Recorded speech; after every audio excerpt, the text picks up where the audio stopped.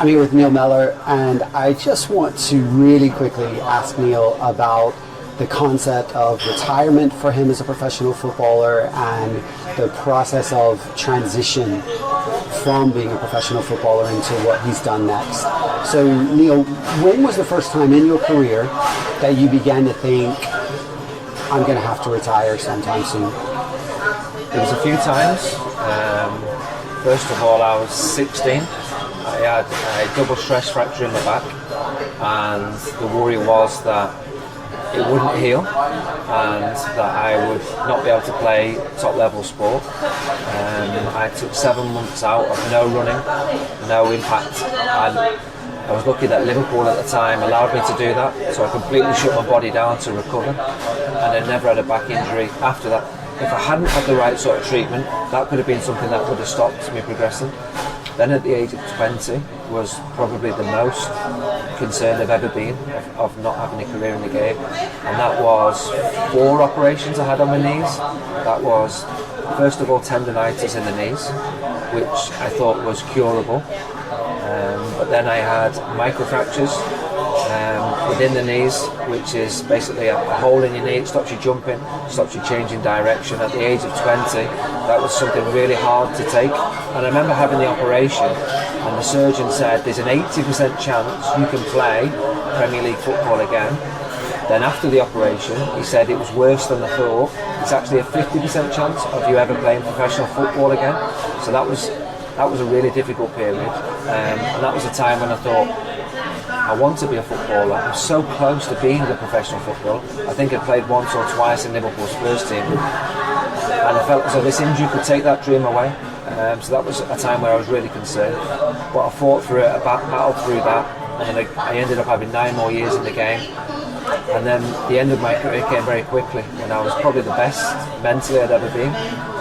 And it was one game where I turned, and my knee, something in my knee completely went, which meant that the injury couldn't be healed, and the career was over. So I'd managed my injuries throughout my career, but when it actually came to the end of my career, it was a big shock, and I wasn't prepared to come out of the game. I felt as though I had more to offer. So you felt you had more to offer the game. How old again were you at that point? 29. 29 at that point. You felt like you still had more to offer, but you couldn't because of injury.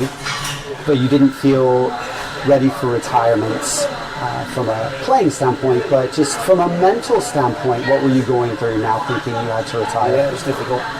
My dream had been taken away from me. Yes, I'd got to experience that playing football, but I felt as though I could be bigger and better. I felt as though there was still 4 or 5 years left of playing, so that was hard. But what I had to focus on was what I could do and not what I couldn't do. So I couldn't dwell on that not playing football anymore. It was difficult, it was emotional, there was a lot of tears shed, of course.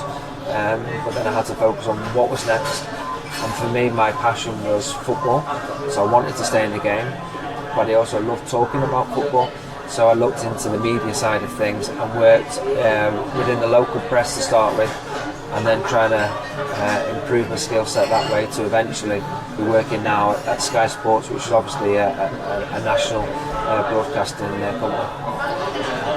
With the preparation though, you kind of waited till it was crunch time before you started preparing for the future. Was there anything you think you could have done beforehand to prepare for that, or do you wish you had?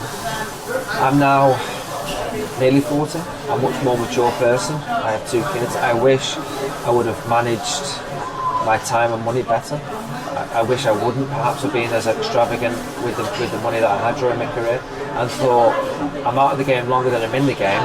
It's nice to have a nice car, nice clothes, nice holidays, but I want that for longer years when I'm out of the career, because you will never earn the money after the game as what you earn in the game. And I didn't realise that at the time, but knowing that now, I wish I would have been perhaps a little bit stricter with how I did spend the money, a little bit more sensible with how I spent the money.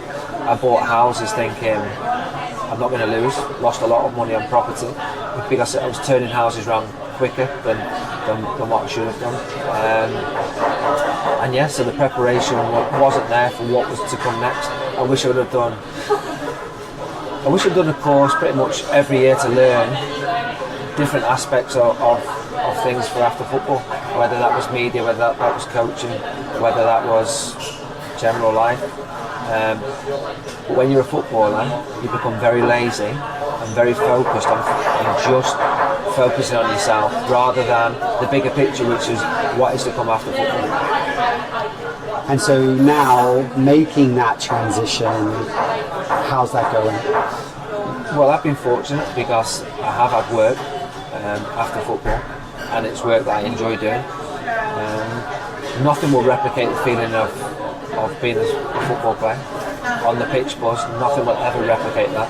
So you have to accept that, and you have to get the buzz from a different way. Your family and your health, of course, very important, but also the work that you do as well to occupy your mind in a way so you can get that enjoyment. Fantastic. So you would recommend every player start preparing earlier than they think they need to? Start preparing now. The money you earn, don't spend every penny you've got.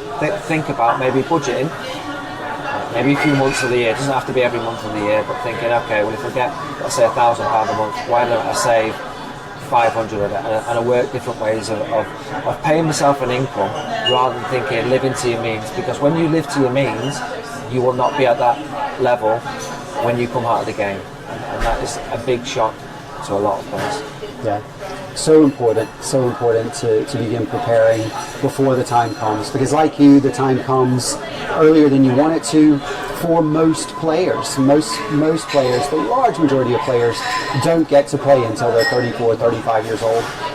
The end comes sooner than you think it's going to.